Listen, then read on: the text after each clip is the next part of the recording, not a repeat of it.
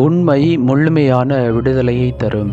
கிறிஸ்து இயேசுவில் அன்புமிக்க சகோதர சகோதரிகளே, இன்று நாம் தாயாம் திருவையோடு இணைந்து திருவருகை காலத்தின் 3ஆம் வாரத்திலே இந்த இறை வார்த்தை வழிபாடானது உண்மை முழுமையான விடுதலை தரும் என்பதை நமக்கு வெளிப்படுத்துவதாக அமைந்திருக்கிறது. இந்த இறை வார்த்தை முழுவதுமே உண்மையை வாழ்வாக்க நமக்கு அழைப்பு விடுப்பதாக அமைந்திருக்கிறது. ஒரு சில ஆண்டுகளுக்கு முன்பு ஒரு பெரிய நிறுவனத்தில் உயர்ந்த பதவியில் இருந்த ஒரு அதிகாரி தனது அலுவலகத்தில் நடைபெறும் கணக்கு மோசடியை முழுமையாக அறிந்திருந்தார்.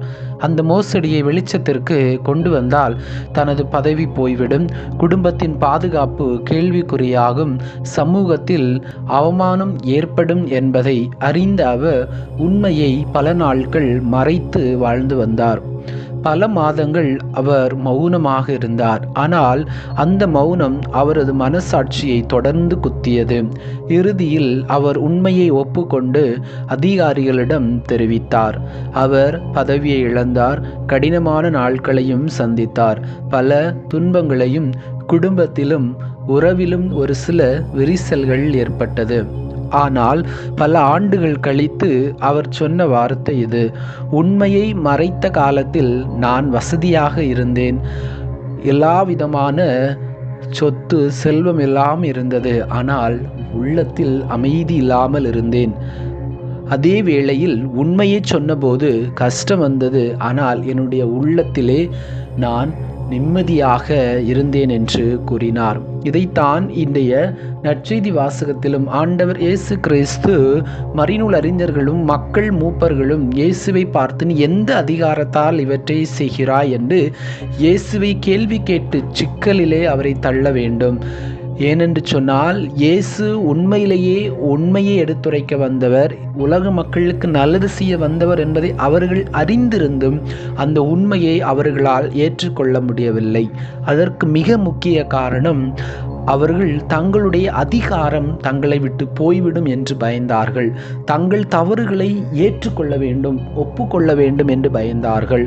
அதே போலவே தன்னுடைய தவறான அந்த நிலையிலிருந்து மனம் திரும்ப வேண்டும் என்கின்ற அந்த ஒரு பயம் இருந்தது. எனவே தான் அவர்கள் ஆண்டவர் இயேசு கேட்ட கேள்விக்கு எங்களுக்கு தெரியாது என்று உண்மையை அவர்கள் தவிர்த்து விடுகிறார்கள்.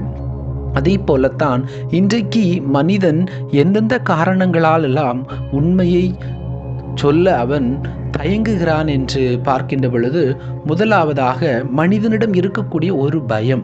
ஒருவேளை நான் உண்மையை சொல்லிவிட்டால் நான் வேலை பார்க்கக்கூடிய வேலை போய்விடுமோ, உறவு கெட்டு விடுமோ, சமூகத்தில் நான் தனிமைப்படுத்தப்பட்டு விடுவேனோ, வேலையில் இருக்கக்கூடிய லாபம் குறைந்து விடுமோ, பதவி வாய்ப்பு இழக்க நேரிடுமோ, வசதியான வாழ்க்கை பாதிக்கப்படுமோ, அதே போலவே நான் தவறு செய்தேன் என்று ஒத்துக்கொண்டால் சமுதாயம் என்னை கேவலமாக நினைக்கும், என்னை இழிவாக நினைக்கும் என்று ஒரு பயம். அதே போலவே குடும்பத்திலே, அலுவலகத்திலே, நண்பர்கள் மத்தியிலே உறவுகளை இழக்க நேரிடும். அதே போலவே இன்னும் குறிப்பாக உண்மையை சொல்லுவன் சமூகத்திலே கடினமானவனாகவும், அதே போலவே சமரசம் செய்பவன் நல்லவனாகவும் கருதப்படுகிறான். அதே போல உண்மையை பேசுவதால் அதனால் வரக்கூடிய விளைவுகளை சந்திக்க முடியாது. ஒருவேளை தன்னுடைய குடும்பம் கூட இழக்க நேரிடும். அதே போல தன்னுடைய உறவுகள் எல்லாரையும் இழக்கக்கூடிய சூழ்நிலை வரும் என்பதை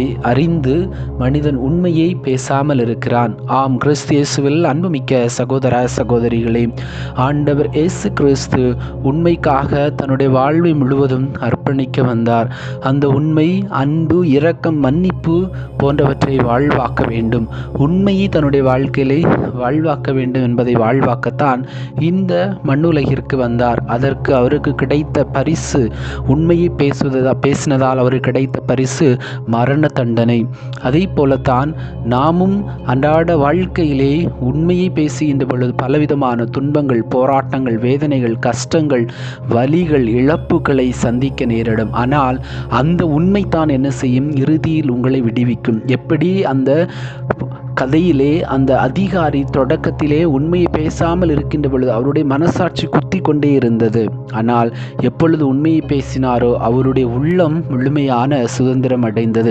நாமும் ஒரு சில நேரங்களிலே தற்காலிக தேவைக்காக பொய் பேசிவிடுவோம். ஆனால் அந்த பொய்யினால் பிற்காலத்தில் மிகப்பெரிய பிரச்சனை வருவதை நாம் பல நேரங்களிலே உணர்வதே இல்லை. அதனால் குடும்பத்தில் உறவுகள் ஏற்பட்டு விரிசல்கள் ஏற்படுவதையும் நாம் பார்க்கிறோம்.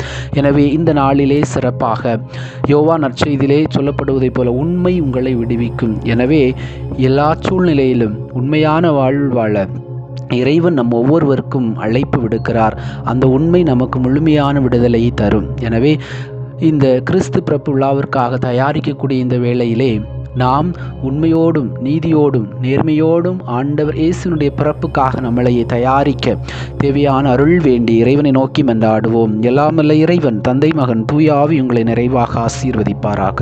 ஆமீன்.